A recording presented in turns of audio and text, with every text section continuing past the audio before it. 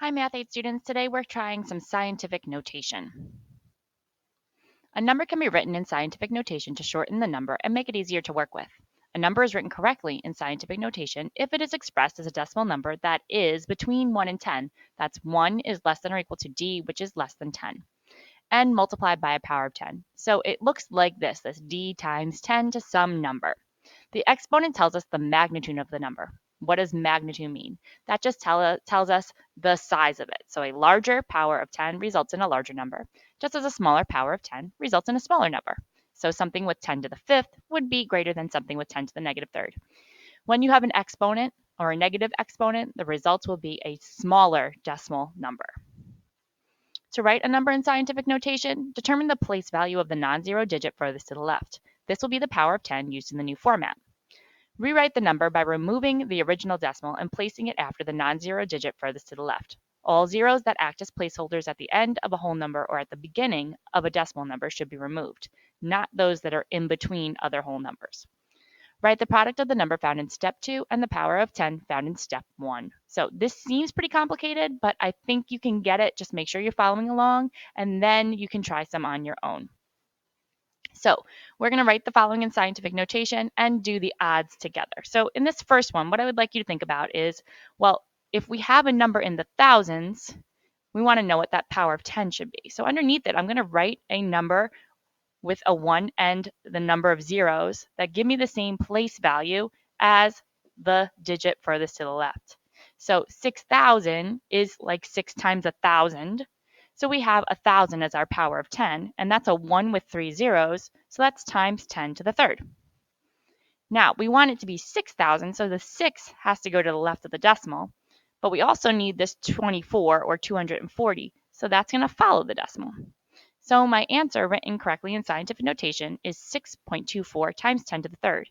And if you multiply 6.24 times 1,000, you will indeed get 6,240, proving that we're correct.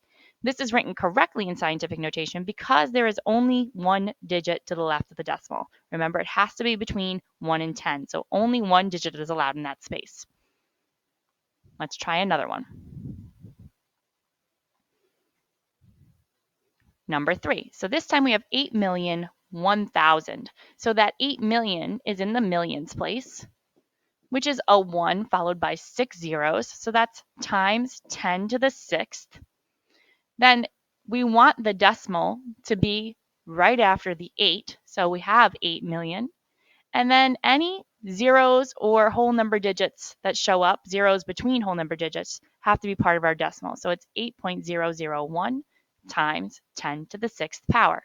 And if you were to multiply 8 times 8.001 times 10 to the 6th, you would get 8,001,000.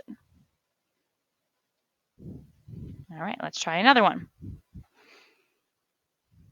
Number 5. So now I have 309 million. So the 3 is in the 100 millions place. So we can write 100 million underneath it. What helps us to remember that 100 million is 10 to the 8th power because it's a 1 followed by 8 zeros.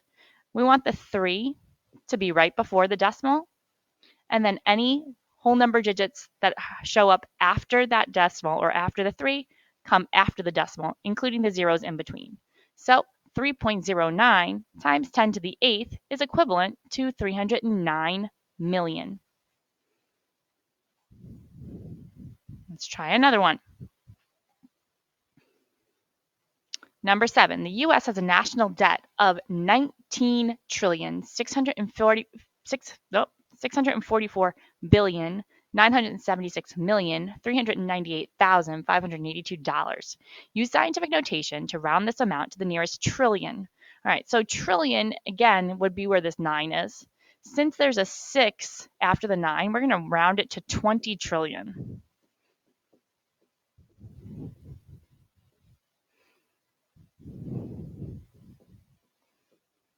That 20 trillion is in the 10 trillions place. And 10 trillion would be 3, 6, 9, 12, 13 zeros. So that's times 10 to the 13th. And we want the 2 to be right before the decimal. So it's just 2 times 10 to the 13th. I'm actually going to write 2.0, so it looks like we're rounding to the 10 to the trillions rather than the 10 trillions. So again, that makes the number a lot easier to work with and easier to read. 2.0 times 10 to the 13th is the rounded version of that 19,644,976,398,582, which is a lot more challenging to read. All right, let's continue. So we looked at some positive exponents. Now we're going to switch to some negative ones. So now I have 0.108. Our furthest non-zero digit to the left now is the 1. Okay, it's not on the very beginning of the number because of the 0 point, right? And that is in the tens place, so it's like 1/10. So our power of 10 is going to be 10 to the negative first, if you recall from doing our power of 10s the other day. The 1 is one place back from the decimal, which makes it 10 to the negative first. Now I want that 1 to be the digit before the decimal, and all zeros and whole numbers that fall after it go right after the decimal, those zeros being placeholders. We don't need the ones at the very end or before. So what is equivalent to 0.108 in scientific notation is 1.08 times 10 to the negative first.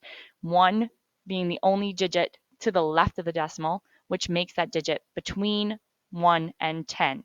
Remember, you can't have something less than 1, nor can you have something greater than 10 when you're working with scientific notation. Okay, let's try the next one. Now we have 0.00008701. Okay, so we have 0.00001. Okay, so that's 5 places back from the decimal. So we're going to have times 10 to the negative fifth. We want the 8 before the decimal and all other digits after. So 8.701 times 10 to the negative fifth is equivalent to what we have written for number 11 in scientific notation. Let's try another.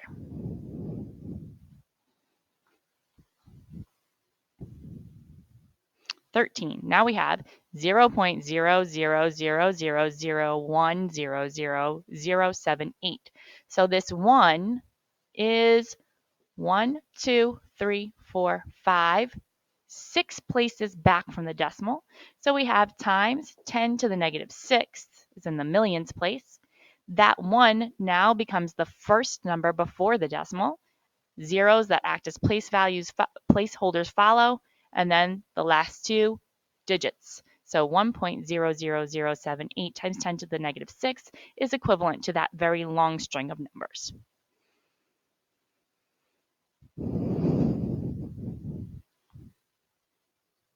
All right, now we have our word problem. The mass of a proton is equivalent to that very small decimal.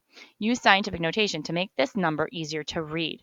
All right, so let's round this. If we have this 1 here, there's a 6 after it, so I can round this up to a 2.